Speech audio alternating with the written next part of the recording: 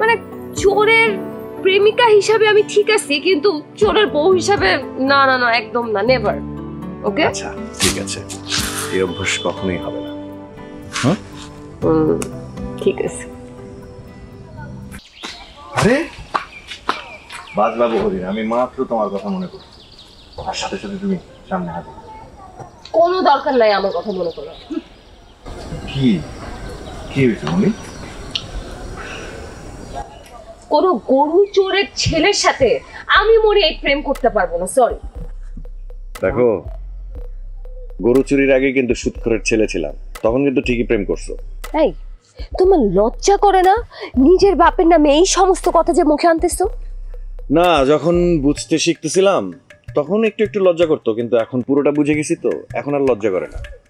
এই গ্রামে বিচার হবে তোমার বাপের নামে, এমন কথাই শুনতেছি। সবাই তো তাই চাইছিল আমার বাপের একবার ধরতে, আমি সুযোগ করে দিলাম, দেখি এখন কে কি করে। সুযোগ করে দিছো মানে? তুমি কিভাবে সুযোগ করে দিছো? মন্ডল কাকার গোয়াল ঘর থেকে আমি আর আমার বন্ধুরা গরু চুরি করছি। মানে তুমি গরু চুরি করছো? মানে আমি মনি একটা গরু চোরের সাথে প্রেম করতেছি? আয় আল্লাহ, আমার এখন কি হবে?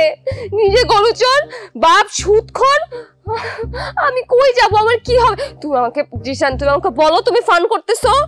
Yes, I am serious. আমি একটা গরু চোর যার সাথে মনি নামের একটা মিষ্টি মেয়ে প্রেম করে। অসম্ভব, অসম্ভব! আমি একটা গরু চোরের সাথে প্রেম করব না। মানে আজকে থেকে, এই মুহূর্ত থেকে আমি আর তোমাকে ভালোবাসি না, তোমার সাথে আমার কাজ শেষ, সবকিছু শেষ। আরে শোনো, শোনো, আচ্ছা আমি আমি আমি কোনো অপরাধ করব, তুমি সেটা বিশ্বাস করো? তুমি তো নিজের মুখে স্বীকার করলে যে তুমি একটা গরু চুরি করছো। তো ভেতরের কারণটা তো জানবা। একটা চুরির পিছনে মহৎ কি এমন উদ্দেশ্য থাকতে পারে? অবশ্যই আছে, সেটা জানতে চাও? না, আমি এসব কোনো কিছু জানতে চাই না। কি অদ্ভুত, এখন এই যে এখন কিন্তু মাথা গরম হচ্ছে। মানে আরে ভাই, আমার সাথে সম্পর্ক রাখো না রাখো, তুমি তো সত্যটা তো জানতে চাইবা। এটা একটা অন্যায় করছো। শোনো, এরকম হাজারটা অন্যায় করতে আমি রাজি আছি যদি হাজারটা মানুষের মুখে হাসি ফোটে। মানে তুমি কি জানো, আমি যদি মন্ডল কাকার গরুটা চুরি না করতাম তাহলে মন্ডল কাকা তার গরুটা হারাইতো।